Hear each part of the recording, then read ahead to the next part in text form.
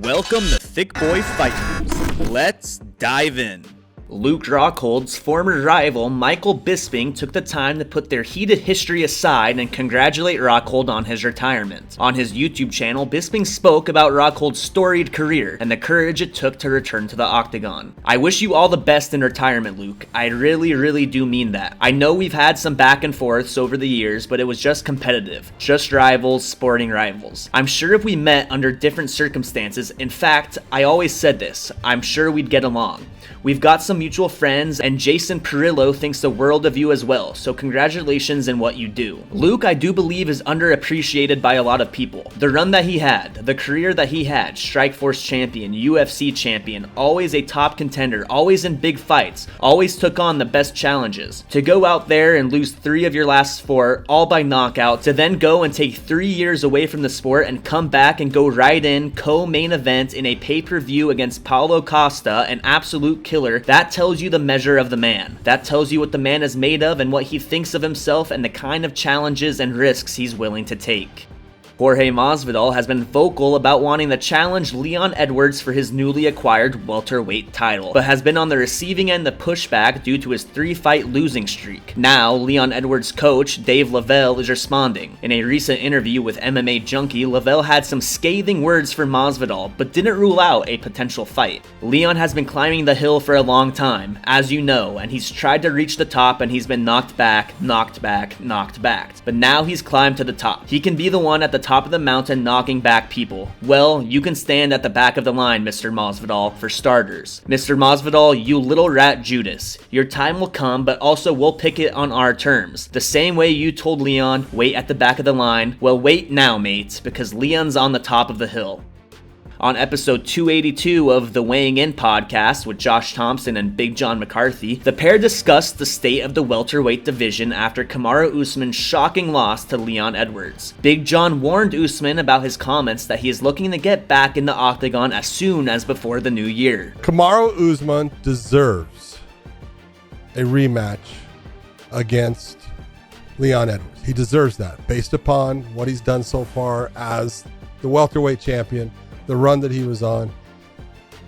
I did see where he said, he was thinking about trying to get another fight in here before the end of the year. I'm like, stop. Do people not manage their fighters? Look, the reason I said that fight should take place somewhere around, March or so of 2023 was to give Kamaru time to recover. Josh, we have too many people that watch someone get knocked out like he got knocked out. And because he was standing up at the end and talking and everything, he's okay. He's not okay. If Rocky had broken Kamaru's leg with a kick and Kamaru crashed down with his leg broken, people would be going, oh my God, it's horrible. That's not as bad as what happened to his brain.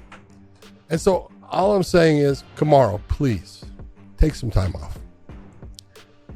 March, April, perfect time. Don't try to rush it into the Januaries and Februarys. March, April, perfect time. That's when you should be getting a rematch. Does he deserve it? Yes. Has Dana already said, makes perfect sense? Yes. I said the O2, then all of a sudden it was Wembley Stadium. I would love to see that thing at Wembley Stadium. It would be phenomenal. If anyone's ever been to Wembley, which you and I have, it is a freakishly large stadium, very cool. And to think that they would hold a UFC and a title event there, the only question is, not coming back to when do you hold the fight, it happens to rain in England all the time. A lot. One Championship's Friday fight card, One on Prime Video 1, will be their debut on Amazon Prime Video and will feature one of their biggest prospects in the heavyweight division, Marcus Almeida. Almeida is a Jiu-Jitsu world champion and ADCC gold medalist who recently transitioned to MMA. The transition is going well as the Brazilian has amassed a 3-0 record and will now see himself opposite a former interim title challenger Kirill Grashenko. Almeida has finished all 3 of his MMA fights in the first round and recently recently spoke with Grappling Insider about the duration of his fights. My goal is always to get the job done in the first round, so if I can get the submission, I will squeeze it as hard as I can to make him tap, but if not, I'm ready to go against him for 15 minutes. He then went on to downplay notions that he thinks he should for sure be fighting for the title with a win over Grishenko.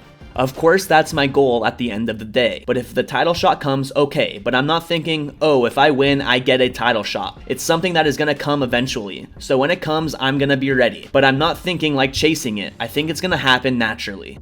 Watch Marcus Almeida this Friday at 10 p.m. Eastern only on Amazon Prime Video.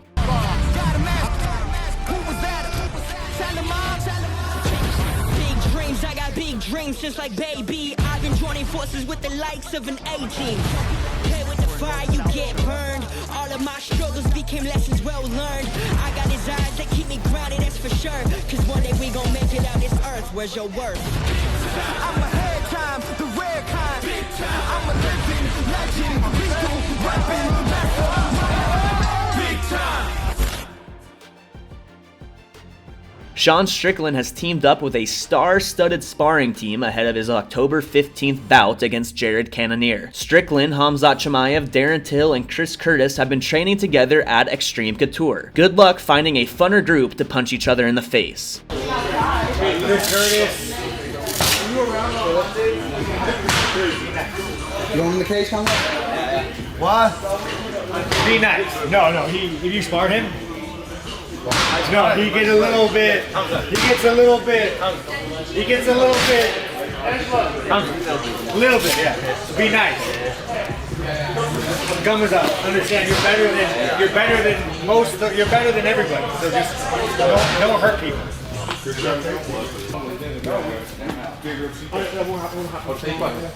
So anybody that doesn't have a fight coming up, just float and grab a guy. Khamzat, Chris Curtis, you guys get picked of the litter. Let's do it. You want to go first one round? Khamzat, you don't throw him in the face? No, he gets excused. First one? What happened again? 2 warm-up rounds, 5 round sparring. Feel free to do 3 if you want. Alright, so warm up.